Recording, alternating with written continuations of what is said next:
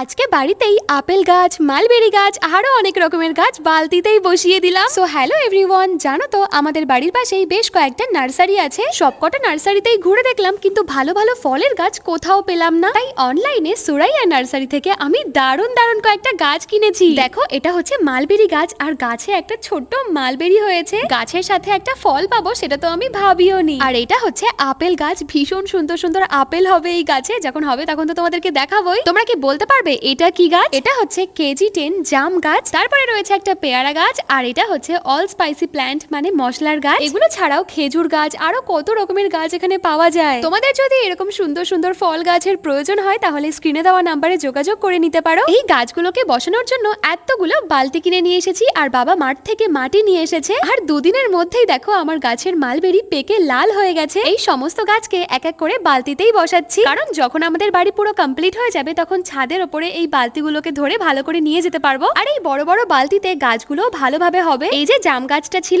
ওটাকে আমরা ভেড়িতে নিয়ে এসেছি ভেড়ির পাড়ে বসানোর জন্য।